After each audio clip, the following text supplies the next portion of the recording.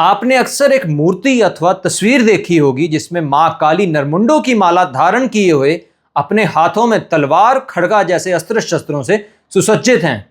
विकराल रूप धारण किए हुए उन्होंने राक्षसों के कटे हुए सिर पकड़े हुए हैं और साथ ही में उनके एक पांव के नीचे महादेव लेटे हुए हैं और मां काली की जीवा बाहर की तरफ निकली हुई है।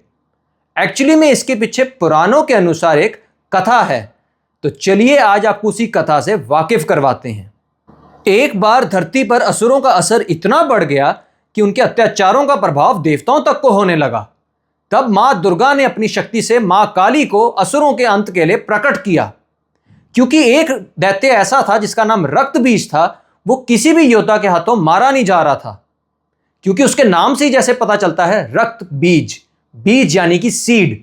एक्चुअली जब भी उसको कोई मारता था तो उसका खून की जो उसकी खून की बूंद थी वो जब जमीन पर पड़ती थी धरती पर, उससे एक सीड की तरह नया राक्षस पैदा हो जाता था। इसी कारण कोई भी उसको हरा नहीं पा रहा था।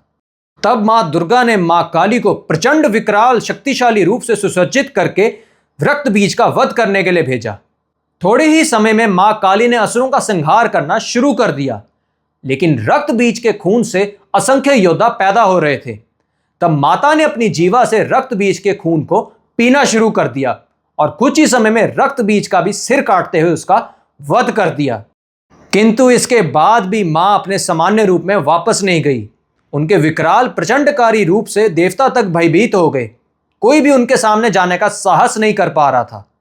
तब महादेव ने यह निर्णय लिया कि केवल उनके स्पर्श से ही मां काली अपने सामान्य रूप में वापस आ सकती हैं। महादेव शिव ने बिना अस्त्र शस्त्र के अपने आप को समर्पण करते हुए मां काली की राह में लेटने का निर्णय लिया।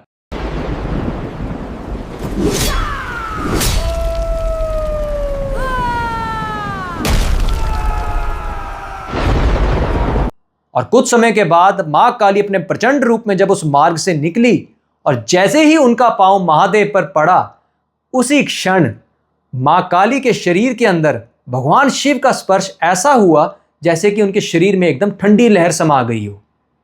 क्योंकि मां काली उस स्पर्श को अच्छे से पहचानती थी, क्योंकि वो शिव और शक्ति का स्पर्श था। और भगवान शिव पर नजर पड़ते ही मां काली अत्यंत अचंभित और भयभीत हो गई। मारे पश्चाताप की उनकी जीवा बाहर निकल आई और असमंजस में उनकी आंखें बड़ी हो गई और एकदम से उनका क्रोध शांत हो गया। असंतुलित मां काली संतुलित हो गई, क्योंकि पूरा संसार जानता है कि शिव और शक्ति का मेल संतुलन यानी कि बैलेंस का प्रतीक है। यह थी आज की वीडियो। मैं मिलूंगा आपसे अगले फ्राइडे। तब तक के लिए जय शिव शक्ति की।